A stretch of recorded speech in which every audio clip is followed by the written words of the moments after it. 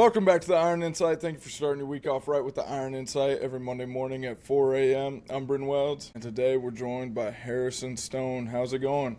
Doing good, man. How about you? Pretty good. So, you're from South Carolina, right? Yep, South There. Carolina. And when did you start welding? Say about 3, 4 years ago, somewhere in there, I started at Tri County Technical College and just fell in love with it. Really? And you work solo now, right? For Right. yourself? Yep. Right now, I'm all by myself. I've got my years of experience, working for a company near me and everything, and I just wanted to branch out and try it on my own. I'm young, don't have kids, not married yet. I said, if I'm gonna try it, I'm gonna try it now. So that's what the game plan is, and we're gonna see how it goes. And if it doesn't work out, I'll get another job, but hopefully it does. How long have you been solo now? Probably about a year now, and to be honest with you, the hardest part about it is getting more jobs. It's not doing the job correctly and knocking it out. It's getting the jobs, and word of mouth, it spreads, but man, it's hard to get word of mouth to spread. You can't force people to talk about you, so getting your cards out and getting people to look you up and request your services is really hard to find. And you work out of your home shop, right? Yep. I got so it was my papa's old shop. He passed away, and I just kind of basically, it used to be a wood shop. He did a lot of woodworking and all that, and I turned it into a metal shop, bought all the tools and everything that I need to work with metal, and converted that. Then I bought a truck, F-350, 1989, 10-foot bed, and I'm converting that into the mobile truck. It's been doing jobs here and there, but it breaks down a good bit, and it's eating into the pocket and into the profits and everything like that. So in the future I'll be upgrading, but right now that's what I got. Yeah. I saw you did a job out of your Forerunner, I think. Yeah. Yep. Done the job out of multiple jobs actually. We got a request to go weld in somebody's house. They said they had a cast iron bed frame, and it was too heavy to take apart. And I went in the house and TIG welded it. It wasn't cast iron. I guess she thought it was. It was just a Allen head screwed together, putting it together. It had like I guess a textured paint on it or something. Yeah, I'll share that story. It's kind of a tricky one. It's nothing against vets or anything like that, but it was a veteran that had been in war in the room right beside us, and so I'm trying to grind this bed frame and be quiet and welding in there with a big old argon tank, toting it upstairs. It was upstairs. We had to tote all our tools up there and be quiet so we don't upset him, because he was in war, and it takes one loud noise and he's gonna be freaking out. So that was really hard not to do that, and it was like you walking on eggshells the entire time, whispering and welding a bed. So it's tricky, man. There's some funny jobs you get yourself into, but yeah, starting out, most of that was all in the Forerunner. And you got it bogged out, right? You, Yeah, I scrolled back and I saw what you said you were looking for the mall, but took a wrong turn. yeah. I've got it stuck a couple times. I got it in about above the fender in a river one time, and water coming inside. You get out of the river crossing, you open up your door, and just water's gushing out, and it's a soccer mom SUV, and I turned it into a mud bogger, and yeah, I've dumped some money in that. I've got a Land Cruiser, 1989 or no 1991 Land Cruiser. Dumped some money in that. I got a problem with cars, man. If it's a piece of crap, I'm gonna buy it. I love it. What's the kind of typical job that you get called for working for yourself? There's a lot of trailer repair. A lot of trailer repair. Putting mesh and stuff like that on the gates and on the sides, trailer jacks, lawnmower repair. I've had a lot of cracked lawnmower frames come in and have to repair that, and that can be tricky because the sleeve on the frame, you can't buy that sleeve. So if you have a certain mower and that sleeve's bent, you've got to custom make that, and that's got like it's got the piece where the bearing slides in and everything. It's hard to do. So really, the only way to do that correctly is to go to a scrapyard or something like that and buy one and cut the two front of them off and use those, because I tried buying one from Skag thinking it was the right part. It was not the right part, and then that thing was $170. And I mean, it's this big, and it was stupid, man. It was the wrong thing. Has to be sent back. Customer, it's not happy. They don't want to be waiting on this. So it's a lot of custom things. So even the one that I cut off at the junkyard, I had to shorten it and TIG weld it and make sure it was flush on the inside so the bearing wasn't spinning and hitting in there and everything.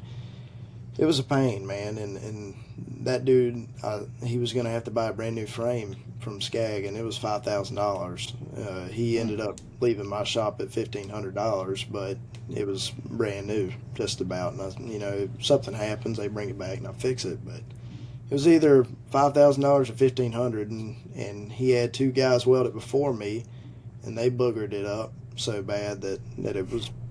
I mean, I literally had to cut probably a quarter of the whole frame just to get it where it was supposed to be, because he boogered it up. Hmm. What was your first job in the welding industry? First job, like as in an actual job or for myself? Yeah. Okay, so my actual job, I did basically big power supplies. So imagine 1/4 inch thick bar, and it was aluminum or copper, and we're running like 3,000, 4,000 amps through it. And basically it's just a flat weld on the bar side of things. It's a flat weld, and it's in an elbow, and it's got different little notches on it, and that's what hooks up the grid and everything. That was military work. That was Amazon, Facebook, Apple, Google, all the name brand big ones. Even when COVID hit, we were still working, because that was a whatever you call it. I don't remember what the name was, but that was a job that had to keep going, and that's what we did. I think the last thing I did before I left there was weld some copper for Boeing, some parts that went to Boeing. And then on the outside of that bar, you had housing, and that kind of encased the bar and kept it safe and in one piece. And basically, it's just big versions of wires is what it was. But every now and then it was a plant, so if something went down, of course the welders go out there and they fix it. And I think we had like 4 or 5 welders at the time. I left, and I think they've got like 8 now, 8 or 9, and their production was ramping up when I was leaving. Pay was staying the same. I said, I'm heading out of here. Because dude, I mean, I've been begging for a 90-day evaluation. I got it at my year mark, and it was definitely not what I wanted. And then they didn't give me the year evaluation on that either. And they called me and asked if I wanted to come back for $9 extra an hour, and I said no, just no. Not, Really? Yeah, I mean, it wasn't a good experience. I mean, I learned a ton. Don't get me wrong. I mean, as a first welding job, I'm sure y'all know. I mean, that's where you really learn everything. The school, you learn how to turn on the machine, but that first job, you learn everything. And I had some of the best welders ever teaching me everything. And basically, I've got a lot of experience in aluminum and copper. And copper was at 450 amps. 50 argon, 50 helium, and it was TIG welded, and it was hot. It was wild. Yeah, I saw you've sent some copper before in the Yep. Edge Army group chat. Yeah, That'd be fun to weld.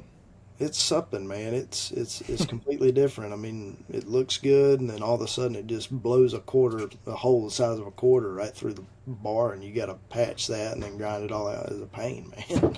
It is either the best welding thing you ever welded or the worst. And if it has any oxygen in it, you can go ahead and forget it. I mean, you're not going to be able to weld it. It has to be oxygen free, and you got to pump some gas to get that stuff. And I mean, it's so hot that it's crazy.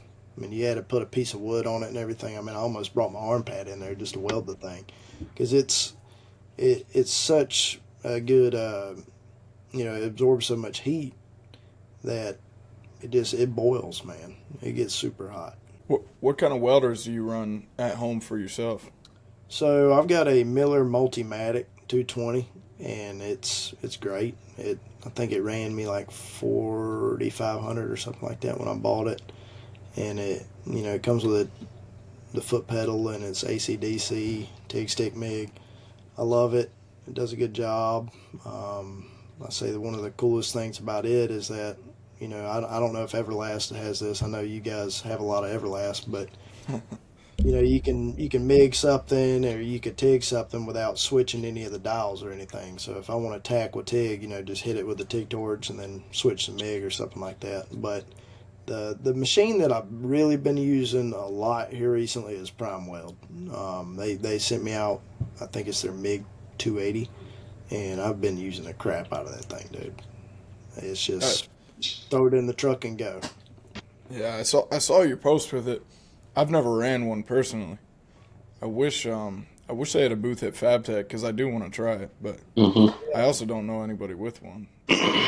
I think it's like $1,000. The one I have, $1,000 for what I have, and the only thing that it doesn't do is cellulose rods. It will run a 6011, but it's kind of painful. It just wants to die out. Maybe if you're not shoving that rod in there, it's going to die. The puddle's very particular on the 6011. It's not cellulose machine, and that's weird, man. I didn't think you'd have to have a different setting to run cellulose until I got to the job site and I'm trying to run a 6010. This thing won't arc off. I'm like, what's going on here?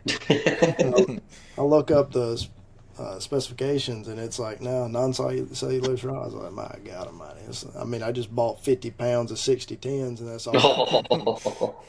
Thinking that I'd be able to run it, and then I had to go get some 6011s and they run better, but like I said, it's still finicky and it'll bust out on you and quit running. You gotta hit it again, keep going with it. But It's on the truck, I've got a Lincoln 305D, and it's a unit. it's the same way with a lot of Everlast machines not running cellulose rods. See, I had no idea that was even. Yeah, I wouldn't have thought that would have been an issue. Yeah. Andrew, actually, for yours, I don't think yours runs cellulose rods. Shit, I just thought I was a bad welder. Well, no, I'm not gonna lie. I was like, what am I doing wrong? I was like, what is going on? No, I'm doing something wrong if this thing's not running. But no, it's definitely that. Yeah, it's So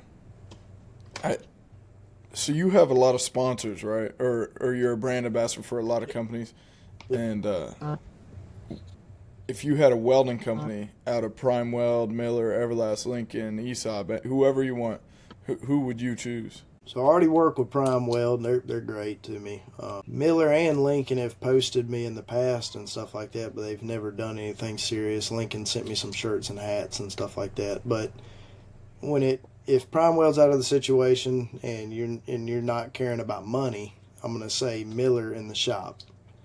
And if I didn't get the 305D at a good deal, I was gonna go with the Lincoln 330 MPX for the truck. That's a small machine. It's a powerhouse from everything I've read on it. But most of the Lincoln machines that I've ran in shop, at least the ones I've ran in school and the place I used to work at, they weren't good. The Miller, I had a Dynasty 800 water cooled, and it did fantastic. We had, I think, 5 or 6 of them. They did great. But the Lincoln MIG that I would run over there occasionally, it didn't hold up. And I'm pretty sure that was the same exact one at the school that I was at, and it didn't hold up either. Yeah, I saw Lincoln sent you some swag for the gingerbread house video. Yep. What was your initial reaction when they messaged you about it? Well, they messaged me and asked if they wanted if they could post it, and I was like, yeah, whatever, post it. And Blue Demon, Weld Porn, they all posted it, and dude, Chinese brands have been posting it ever since the first one, because that was the second one, and the first one's the one that really went viral. That was 30 mil view and then 5 mil likes. It was on my girlfriend's page, so of course I didn't get crap from it. And it was on TikTok, and she was scared to put her information and all that. And then we found out that if it's not like a minute or over, you're not gonna make anything on it. So I was like, That is stupid. And I didn't want to do back to back every single year, repeating that because you're going to jinx yourself. So I waited. I think it was 2 years. Made another one, and it was way better than the first one. It did well, but it still didn't top the first one. But this Christmas I got something that I got an idea for. This guy's making a gingerbread house out of real metal. How'd you Something know like it, dude? that. How'd you know it? Something like that. It's gonna be stainless. It's gonna be What, stainless. what about the so what was kind of the thought process behind the SWAS video with the Blue Demon aluminum welding rods, where your buddy has him in his ass crack? That guy is the goofiest guy I know, and I worked with him at the place I first started off working at, and he's one of the ones that taught me just about everything. And he is just goofy as crap, dude. I mean, that video is him 24/7. That's not just that video. The comments is probably the funniest thing that happened there. But when we were filming that, I'm just hoping to God my grandma doesn't come outside, because I'm at her house in the shop. Like, if she comes outside and sees him just about naked, rod sticking out his ass, it's not gonna be funny to her. And I didn't think it'd go viral. I mean, I thought it was funny and all, but I didn't think it would, circulate in the welding everything. But it did. It did really well. Those Blue Demon rods, I don't know if you've ever ran any of those. The aluminum stick rods. Have y'all ever ran any? No, I not have. Blue Demon. They're pretty tricky, man. It's weird. It needs to be like 50 amps for that rod, and I think that was 1/8 inch or something like that. And you just gotta shove. I mean, Shove it in there. Yep. you think you're shoving, you ain't shoving enough. Keep shoving, and it'll run. I mean, if in a pinch, it would do it. It would definitely hold it. I want to do a bend test and try them out, but you better keep them nice and clean and everything. I left them in my tool bag, and I mean they just got ruined. So it's just aluminum flux, It's like a kind of a non-durable flux on there that just comes off. So it's a little tricky to run them, but in a pinch it'd do it. Have you ran any other aluminum stick brands? Nope, They're all pretty like that. Yeah. No, It's I haven't run any. when I was 16, I went down to Ocean Corporation in Houston, Texas. Yeah, dude, I want to do that. And welded underwater. And they were like, once all of us got out and we were done, they were like, yeah, next time you guys come down, let's try aluminum stick. And I'm like, let's not. Like, I'm not good with this steel. Like, why are we going to aluminum? Yeah. It was it's fun though. It's an interesting experience, like once in a lifetime. But So how do you go about doing that? Do you just contact the dude? I know the dude. I see him on Instagram all the time. You just contact him and go down there. Or? so at the time, I had a group called the Surgeons of Steel, and Okay. it was pretty much just like 5 young welders. It was me, Carp Welding, Jam the Welder, that female welding teacher, and Willie Obar. And now none of them really post besides me and Carp. And that was kind of why it all ended. But he reached out. He was like, hey, do y'all want to come shoot some videos here at the Ocean Corporation? We were like, yeah. 3 of us were in high school at the time. And so everybody had to fly down with their parents besides that female welding teacher and Jam the Welder. And we did it. And my dad had been in the industry since he was 18. So I was like, yo, you got to go down there, dude. This is once in a lifetime. Are you not going to dive and weld? Yeah. And he's like, I never really thought about it. I haven't really seen him swim that much. I've seen him like get in the water, and he's like, I'm not a good swimmer. I'm not doing this because you're in a tank. When you weld, it's like 9 feet deep. No, it's probably a little deeper.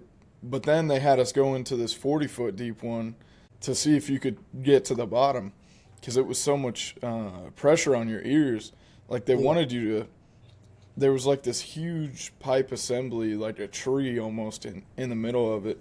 So you were supposed to hold on to that and stop and then go down a little bit just because like a real commercial diver could have done that no problem, but because we're not used to it.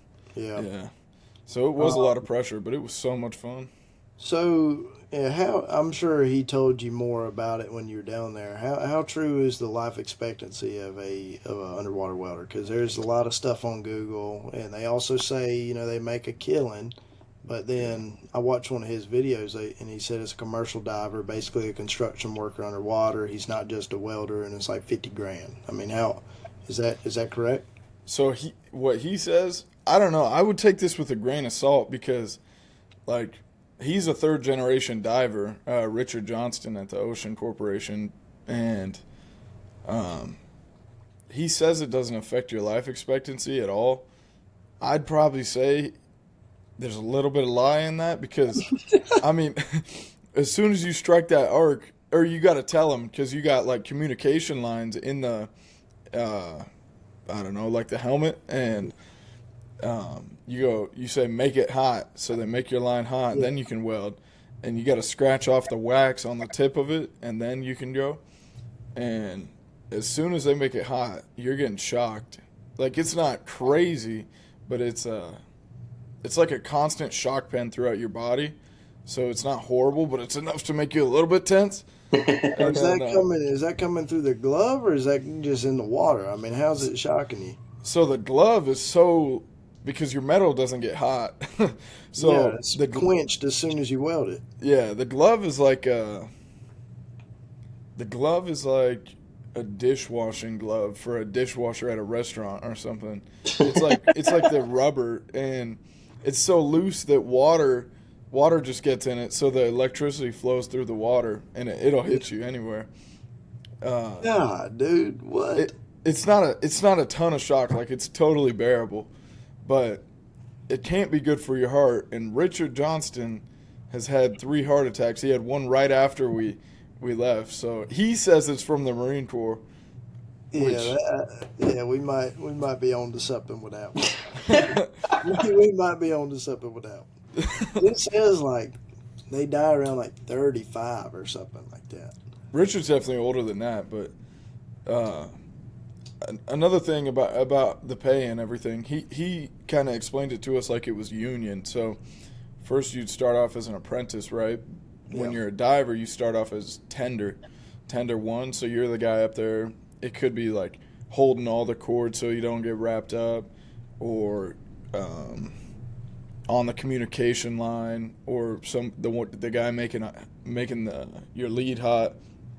There's one person for all that, and or it could be like, so you'll work up from tender 1, tender 2, tender 3, and I don't know everything about this, so I could be wrong on certain things. Yeah. But you're not wrong. You're not wrong about getting shocked real bad, though. Yeah. You're not wrong about that part.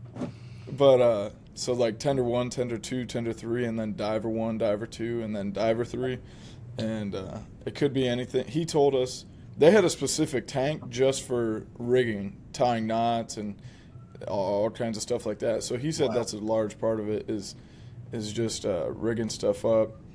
Or he said the most typical job would be welding an eyelet on the bottom of something, or something that they can't pick up without it, take it out of the water. So, how often does the welder or the diver actually weld, though? Because, I mean, most of the time they say it's not really just welding. Yeah, that's what he said. He said it's not as much welding. It's more he said it's more inspecting. Like, go down there, and you'll have a camera, and there will be somebody up top looking while you're looking down there and inspecting something. So is that it can't be an auto shade, right? It's got to be a fixed shade that you flip down. I want to say ours was an auto shade. It's weird because, like, in that video you just did with the Tefua helmet, that flip-up lens is like the same exact flip-up box. So but the problem is, like, I forgot. I welded without the dang lens, dude, because you can't see anything regardless. As soon as you strike the lens? Yeah, all of us did it at one point, because as soon as you strike the arc, you just see nothing. It's all bubbles going everywhere, so you can't even see your arc. It's just jam it in there and go off a field. Make sure you're hitting both plates. Yeah. It was crazy. Carp had some nice beads though. Carp Welding from Detroit. How's his He, eyesight now, though? what's that? How's his eyesight now, though? I don't know. He doesn't have glasses. I got glasses. He ran a couple more beads. I've I've never had arc flash actually. I had it one time. It wasn't horrible, but I did get it one time welding aluminum. How many amps are they running when they're in the water? I don't remember. I wish I did, but I mean, dude, it'd have to be a good bit. yeah, it was after we left Ocean Corporation, it was a nightmare. We flew from Houston. This What, is what like about the trip was good? Let's go. no, with the that. trip. First off, they picked us up. You know, like I can't remember the name of this specific TV show, but it's one where like it's like a car remodel or renovation show. Pimp my ride. It's something like that, and the Ocean Put a Corporation. fish tank in your old trunk. And so the Ocean Corporation has this huge, like I don't know what kind of truck it was. I have a picture in it, and it's just huge, and it's got the Ocean Corporation big blasted on the side, and it was remodeled on a TV show, and they picked all of us up in that, and I don't know what road it was. It was like a freaking 6-lane highway in Houston, and we're just like just fucking going, dude. Like it's like when you're in a school bus or something like that, and all the cars are so small next to you. Yeah. Everybody's looking at you. That was cool. The food was great. I love it. I love Texas, dude. I'd live there if I wanted to move, but You don't want to be shocked no more, man. I'd say you stay. I get shocked pretty often. Sometimes I'll do it on purpose if I'm feeling tired. So where I Red used, Bull ain't got shit on me. where I used to work, we'd stick like a stainless filler in the end of the cup, and it was like I want to say like a size 5 or 6 cup, something like that. And as long as you're not touching the table that it's grounded on, and you press that foot pedal on AC, that thing it's like a lightning rod. And we would just, I mean, there was 3 of them side by side, so we would just sting the shit out of each other all day long. And, you know, that was a plant, and people are cutting our parts and everything, and literally all we did was weld. Each of us had our own grinder and everything. They brought the parts in, we'd weld it, and if somebody brought it in and we didn't know who it was, we would, light the table up. And there's this big ass table, like maybe like a 8 by 14 foot table. I mean, it's huge. Dang. And people would walk in, they'd put the bar down, they'd be holding like probably 100 pounds of aluminum or copper, whatever they were holding. And we just light that table up. And as soon as they touch that shit on that table, I mean, it just lights them up. Lights them. Yeah, I mean, we would literally be like jousting with that stuff back there. I mean, it's fun. That ain't workplace harassment at all. Yeah. Well, so there's a transformer on the other side of that table, and I was touching the table, and I had a stick because they were lighting it up. So if you were touching the table and they weren't, and you touched them, you'd light them up. But if y'all were both touching the table and I was touching you and I took my hand off, I'd light you up because the current is lighting him up. So basically I'm like the negative now. So it was just like back and forth, just screwing with each other right there. And I mean, you couldn't win. Y'all did a lot of this stuff if you got down to the We side. did it all the time. All right, hang on. You hold on to this, and I'm going to touch you, and then I'm going to touch this, and we're going to see what happens. But that transformer, dude, I was trying to light somebody up when they came in that door. And that rod touched that transformer, and I guess it was grounded off somewhere in there. Dude, it lit me up. I mean, lit me up. I was like, okay, I'm done doing this. Because, I mean, I felt that one. That one got me good. That one got me real good. So you're born and raised in South Carolina? Yep, sure am. How far from where Edge is in North Carolina? I haven't researched it, to be honest with you. I didn't know they were even in North Carolina. To be honest with you, man, I thought they were somewhere else. Yeah, they're opening up their storefront July 15th. I might look and see. Damn, I'm gonna be at the beach though. I'm gonna be at the beach from the 12th through the 19th, or else I would go up there. Hmm. Yeah, dude, I had no idea. I thought they were up somewhere else. I had no idea they were in North Carolina. Yeah, it sucks because I'm flying through Charlotte on the 13th, but I can't stay. I'm going Yeah. from Are you Charlotte to the Virgin Islands. Oh wow. Are you doing the FabTech this year? Yeah, yeah. Me and Andrew, we're going every. How about you, Harrison? Are you gonna be going Fab Tech? Yeah, They're wanting me to go, so I might be going, man. You better be there, man. It's a Might good be time. going. It's a good Y'all ain't time. ready. Y'all ain't ready for me to be there. All right? yeah. I'm gonna It's look at some welding stuff, and then we going partying. That's why I'm coming. The Hard it's Rock, fun, dude. the Hard Rock thing. That's where I'm going, dude. Yep. Oh, It's a good time, man. every year they do the Hard Rock. It Man, wasn't.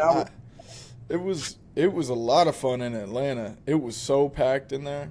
dude, I was supposed to. I don't know if y'all are familiar with O2 Armor. They Yeah. were supposed to have me at that booth at Atlanta, and I was gonna go. Had work off and everything, and I caught the flu. I was so sick, I couldn't. I mean, I was throwing up in bed. I was like, I can't do this, but I wanted to go to that so bad, dude. I was gonna drive. I mean, I might be like 4 hours from Atlanta where I'm at. Yeah.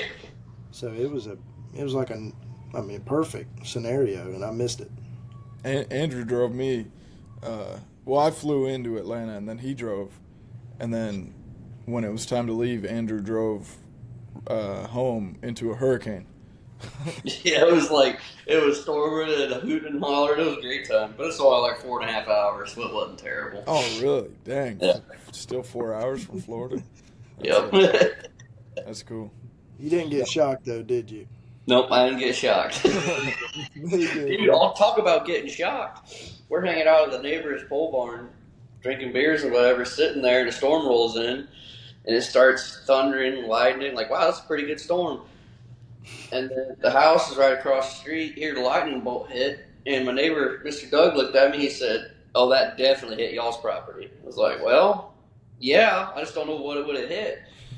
I drive back over there. I don't see no trees down or nothing.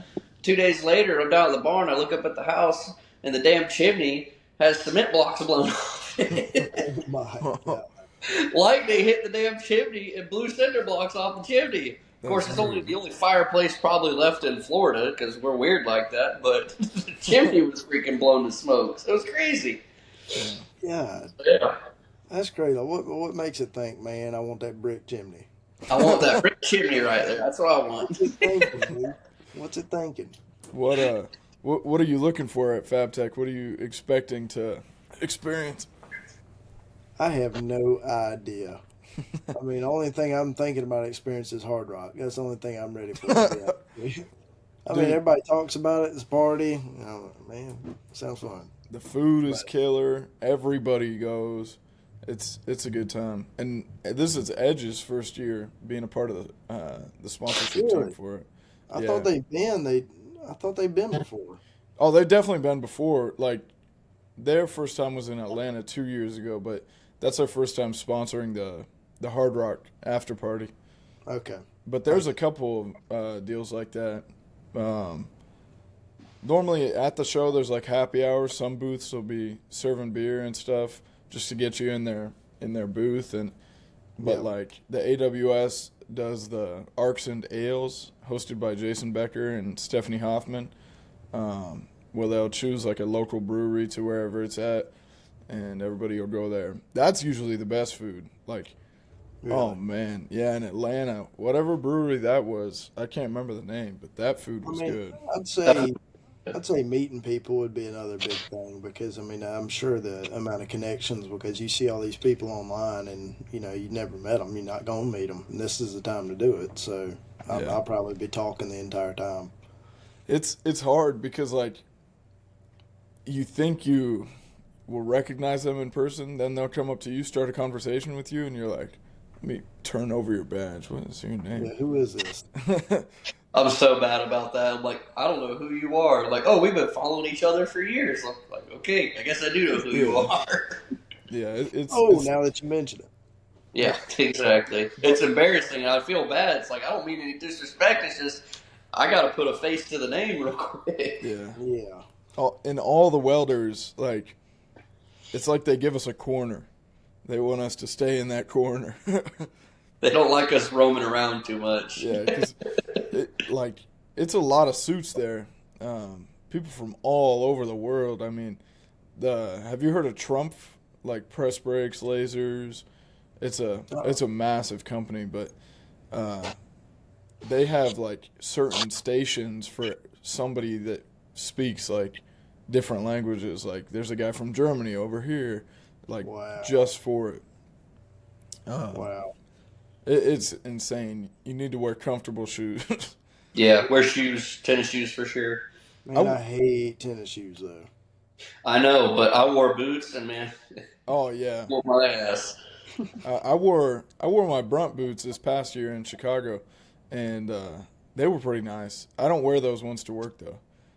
Those are my just casual Brunt boots, and I Those wore are those. lemon pepper steppers, right? And I'm wearing Brunt pants right now, and I mean nothing against Brunt, but their pants are not 100% cotton, and I found that out the hard way. I got a huge hole right here in my leg, so in case anybody's wondering, they do catch on fire.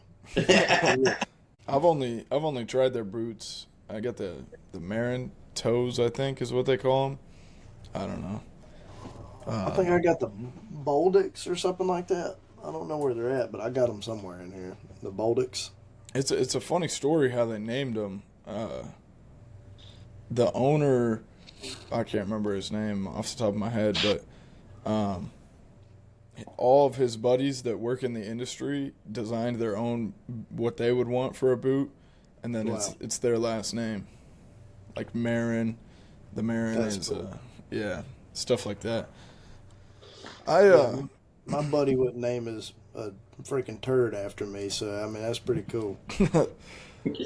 I'm thinking about getting new boots. I really like my Timberland Pros, Yeah. but because of the soles, and then one time, man, this happened all the time. I got big calves, right? And in the winter, it's like it shrinks up or something. I could not pull the boot off. It was suctioned on to my foot. So I just took my parents' hedge trimmers and I just cut them. I just cut the sides all the way down. So now they're like moccasins, steel toes. Marcus. Y'all seen that, haven't you? Where they cut it out on around the bottom and everything. Yeah. I got some old square toes. I'm gonna do that too. I didn't have a choice. I could not get my foot at, dude. I'm serious, had a buddy like just like swinging my leg all around. Harrison, whenever you're on the job, what kind of hand tools are you running? Are you a red guy? Are you a yellow guy? What are you? So I'm free guy, and right now rigid. Hang on. He just said I'm a free guy, and I can appreciate that. So rigid is sending. I've been working with them. They send me products, and then Flex has sent me products, and I use those. But DeWalt, I'm running a DeWalt. I've got. I'm not sure the exact name, but I think it's like close to $300, and it's the adjustable 5-speed. That thing, I ran that at my old job, and yeah, I mean they're units. They really are. They're good stuff. Yeah, they're just plug in, and you're not going to beat a plug in being battery pack. There's just no way. Yeah. The cord is a absolute pain. It is, but I'm going to use it. But anything like slag or just a quick little cut off wheel, I'm using the rigid or flex. Flex is pretty good. I'm not going to lie. They've got. I mean, I hate to say it, they got a lot more power than rigid, but um, the rigids, the battery pack they come with is it's not that good. But I did a couple commercials with rigid at my shop. They came over there with the safety guy and all that. I don't know if you remember, that's when Edge did their, I guess, bigger giveaway with them. That's when I started working with them, and I mean they're both really good. But yeah, I'm gonna use whatever's free and take advantage of it. And They sent me some power tools like ratchets and impacts, stuff like that. So I didn't have any of that until they sent that. So I'm pretty stoked about it. And is Flex the company that has a flap disc that you can? There's like notches taken out. I got them. That's what I thought. Are they worth it? I'm scared. I haven't even used one, dude. I'm terrified of them things because I know it's gonna grab. I know it is. There's no way it's not. Here's the deal, dude.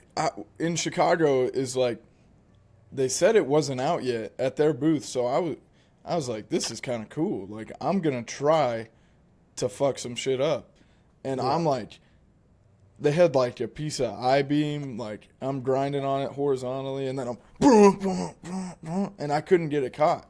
It wouldn't kick. Yeah, I couldn't get it caught. But the thing for me is like, you're taking away like 60% of the original flap disc. So I mean, that's a downside. Have you seen their cutoff wheels? I haven't. They are the thinnest cutoff wheels I've ever seen, dude. I'm talking half of whatever you're using. That's how thin these things. I mean, you can bend them with your hand. It's sketch. I don't like cutoff wheels as it is. I don't know why we'd make them any thinner. Dude, I'll tell you right now, I love cutoff wheels. I don't have them blow up. What the problem is, everybody goes digging in there and then they turn it or something like that. And it snaps it. There's this girl in my class. I mean, dude, she had to have went through like 8 of them, taking a fender off of a trailer one time. I mean, just bam, bam. Yeah. I was 10 foot away from her, dude. I'm not getting near that. That's a dangerous. It's definitely an art running them cutoff discs. Once you get good at it, it's freaking nice because you can do some good stuff with it. Man, I mean, that's really all you got. And the plasma cutters, I got one. I mean, I don't care how good you are with it. You're going to have the slag on it. It's going to be raggedy as hell. You're going to have to go back with a grinder and clean all that up, man. Just let me go through like 5 cutoff wheels. It'll be straight as can be. I'll use them. Well, we got about 40 minutes of good footage. Here's something we ask every guest before we end it. What is your favorite genre of music to listen to while you work or weld? I don't know. I mean, you want to say country, but it just pisses me off when I'm working. So, dude, techno sometimes will get you in the mood, dude. Techno. And you're 89 F350. Country ass kid from South Carolina. In the 350, I'm listening to country music. When I got the ISO tunes on and nobody can hear me, hey, if it's a sad day, I'll throw some sad tunes in, man. I'll do it. That'll get you working, dude. Act like you just got in a breakup, even though you've been with her for 8 years. 8 years. I'll tell you right now, dude, you'll be working. She's died like 12 times, but she's still here. Yeah. Well, you'll be working. What do y'all listen to? Country and rock and roll. Yeah. Man, I can't do country because I love country. Don't get me wrong, but dude, I swear it's like Spotify won't let me listen to different country. It's like the same country every time I turn it on. Dude, I'm like hand picking my own songs. Yeah. I ain't letting the playlist do it because I spend more time skipping songs than I do listening to songs. Okay. So all right, yeah. Yeah, it's more like I'm picking like 10 songs for the month. Man, and that's about it. Yeah. Man, I'm so cheap. I'm not paying $13 or whatever it is. So I'm hearing ads back to back to back. You tired of listening to the ads? Yeah, I am. To be honest, fucking am. And that free 30 minutes of enjoyment, dude, it feels like 5. I'm tired of that crap. All right? Maybe we can get you a Spotify sponsor through this episode. That would be nice, dude. That would be nice. We appreciate you coming on, Harrison. What's your social media handles? We'll put all the links down below, but for the people that don't want to look, So Instagram is Harrison_Stone, and then the business is A&H Welding Services. All right. We appreciate you coming on. We get the Edge Welding Cups link below in the description, code BRYNWELDS15. Everlast link in the description for the upgraded Nova Torch and foot pedal if you order through that link. And Andrew? And for all custom leather goods needs, head on over to southernleatherworks.net and let's get you hooked up with a custom welding hood. Mr. Harrison Stone, we appreciate you coming on today, taking the time with us this morning to film an awesome episode, and we look forward to seeing you at FabTech. Yes, sir. I appreciate it, guys.